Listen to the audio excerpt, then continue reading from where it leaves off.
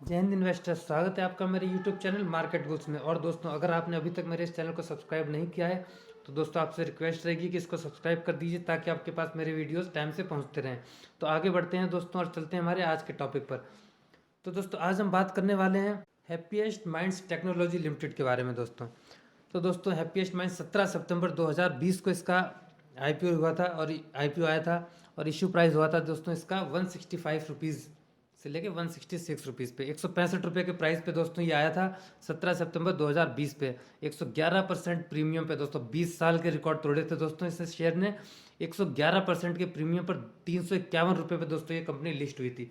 और दोस्तों उसके बाद इस कंपनी ने बहुत ही शानदार रिटर्न बना के दिए हैं, बहुत ही बेहतरीन रिटर्न बना के दिए हैं दोस्तों। आर्टिफिशियल इंटेलिजेंस की एक बहुत ही शानदार कंपनी है।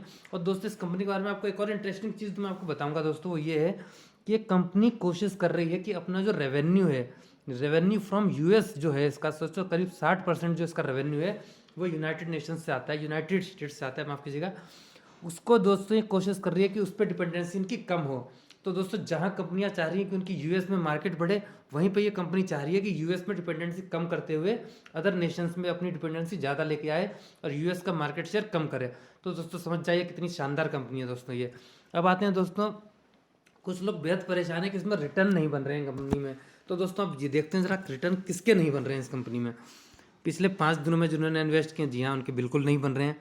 1 महीने में जिन्होंने इन्वेस्ट किया है उनके चलिए 4% के फिर भी बन रहे हैं। अब जिन्होंने 6 महीने पहले इन्वेस्ट किया दोस्तों, जिन्होंने पीक पे इन्वेस्ट किया है, समझ जाइए आप यहाँ पे दोस्तों, जिन्होंने इस लेवल पे इन्वेस्ट किया है उनके दोस्तों रिटर्न नहीं बन रहे हैं। अब दोस्तों वो लोग यहाँ पे एक डाउनफॉल देख रहे हैं करीब 13% का निकल के आ रहा है यहाँ पे।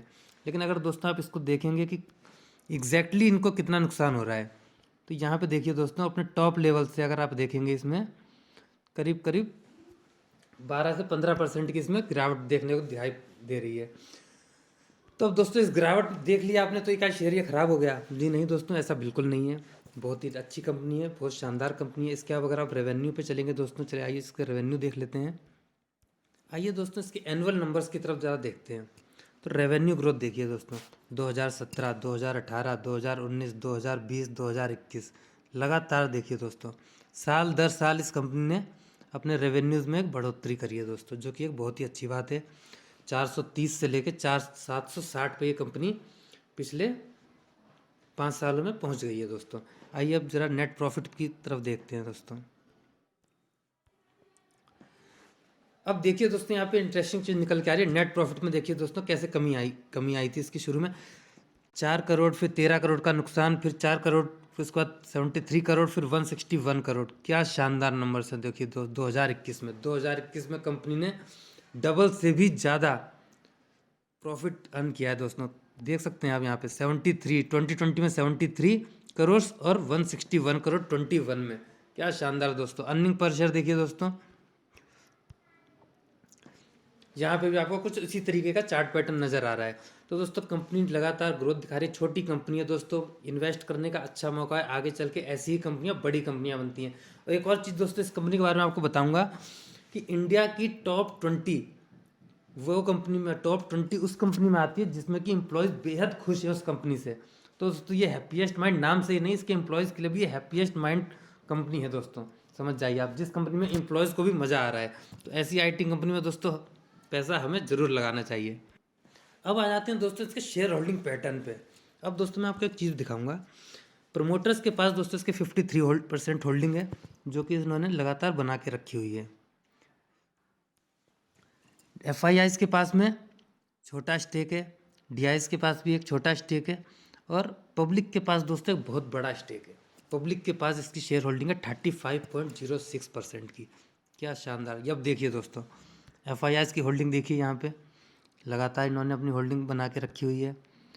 कोई ज़्यादा उतार चढ़ाव नहीं है, लगातार कंपनी में निवेशित है ये। डीआईज़ की बात करते हैं दोस्तों। अब यहाँ पे डीआईज़ की बात कीजिए। अब डीआईज़ का चार्ट पैटर्न देखिए दोस्तों, इसने गिरावट देखिए दोस्तों। डीआईज़ ने इसमें माल अपना बेचा है। अब दोस्तों आपको यहीं से बात समझ में आनी चाहिए। तो दोस्तों, पब्लिक के पास शेयर होल्डिंग इसकी बहुत ज़्यादा है, तो और दोस्तों डीआईज़ और एफआईएस के पास में इसकी शेयर होल्डिंग बहुत कम है। तो अब डीआईज़ और एफआईएस दोस्तों यही चाहेंगे कि किसी तरीके से कंपनी पब्लिक के हाथों से निकलकर FIIs और DIs के पास में आए, अगर इस कंपनी में पोटेंशियल ग्रोथ है, तो इसके लिए दोस्तों क्या करना पड़ेगा। अब हमसे और आपसे ये शेयर छीन तो सकते नहीं है। अब होता ऐसा है दोस्तों कि इस कंपनी में आप इसका मैक्सिमम चार्ट पे चलिए, कंपनी अपना टॉप लगा के दोस्तों वहाँ से ये कंपनी एक कंसोलिडेट कर रही है एक जोन के अंदर। यहाँ पे कोई रिटर्न बना के कंपनी नहीं दे रही है। देखिए दोस्तों, यहाँ पे कंपनी कोई रिटर्न बना के नहीं दे रही है। हो सकता है ये शेयर यहाँ से और गिरे, हो सकता है ये और टाइम तक शेयर इसी तरीके से कंसोलिडेशन में रहे, ना शेयर ऊपर जाएगा ना शेयर नीचे जाएगा।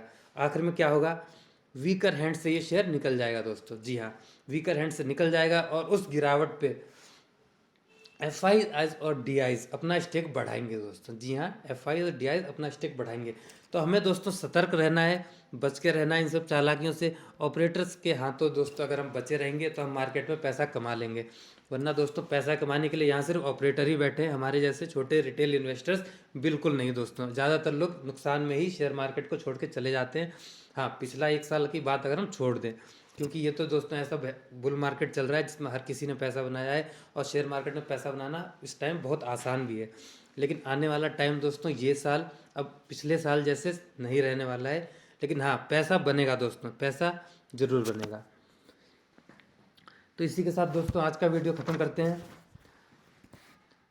तो दोस्तों बने रहिए मेरे साथ एक नए वीडियो, एक नए टॉपिक और एक नए शेयर के लिए।